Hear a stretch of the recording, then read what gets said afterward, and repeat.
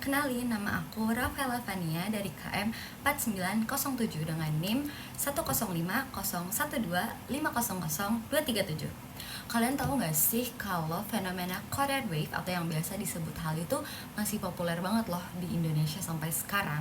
Coba deh, misal kita lihat sekitar kita, pasti banyak banget kan orang yang masih nontonin drama Korea, dengerin musik-musik K-pop, terus juga mereka tuh pakai fashion ala-ala Korea, sampai makan makanan Korea kayak ada tteokbokki, ramyeon atau enggak kimchi.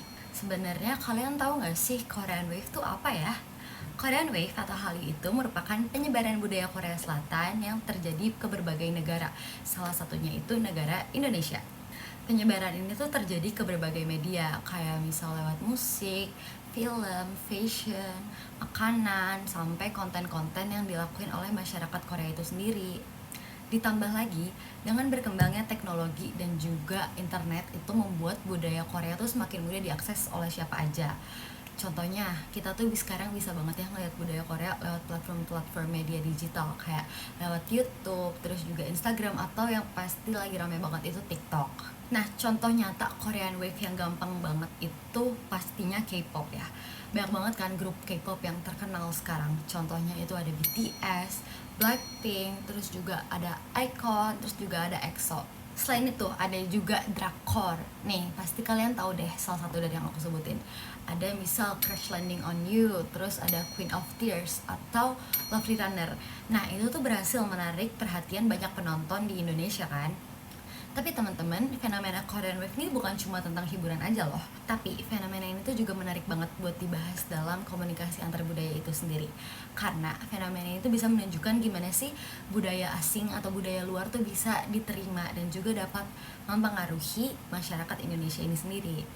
Teori pertama itu ada Identity Negotiation Theory. Teori ini tuh ngejelasin gimana sih seseorang itu membentuk dan juga menyesuaikan identitas diri mereka ketika mereka berinteraksi dengan budaya lain. Contohnya dalam fenomena Korean Wave itu sendiri, banyak banget remaja Indonesia tuh yang sekarang mulai ngikutin fashion Korea, kayak misal tren berpakaiannya, terus skincare Korea, atau kebiasaan yang biasa dilakuin oleh masyarakat Korea itu sendiri kan. Cuman di saat yang bersamaan mereka itu tetap bisa mempertahankan identitas mereka sebagai warga Indonesia. Jadi tuh mereka nggak sepenuhnya ninggalin budaya lokal guys, mereka itu menggabungkan budaya Korea dan juga budaya lokal yang telah mereka miliki. Selanjutnya teori yang kedua yaitu ada Communication Accommodation Theory. Teori ini tuh ngejelasin kalau seseorang tuh sering banget kan nyesuaiin cara mereka berkomunikasi biar mereka tuh ngerasa lebih dekat atau bisa gampang diterima oleh budaya lain.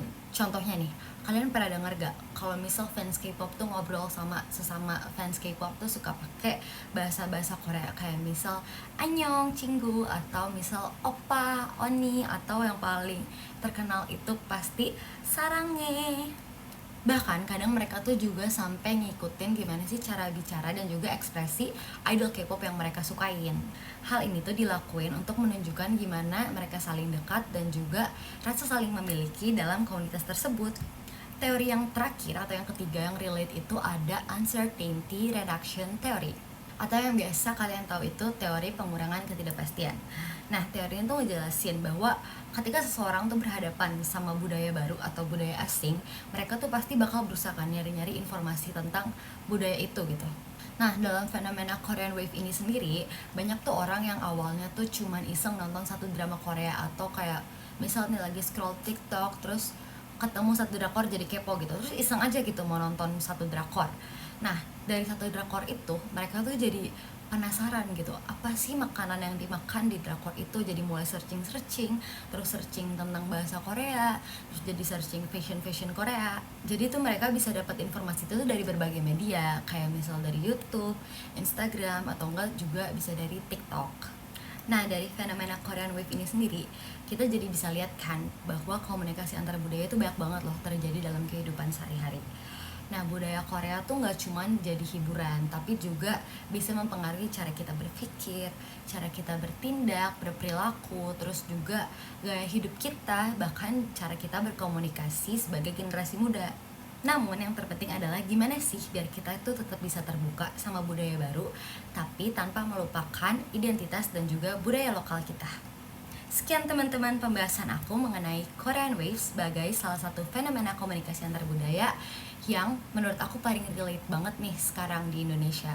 Terima kasih ya semuanya sudah menyimak dan sampai jumpa di pembahasan-pembahasan aku berikutnya. Bye-bye.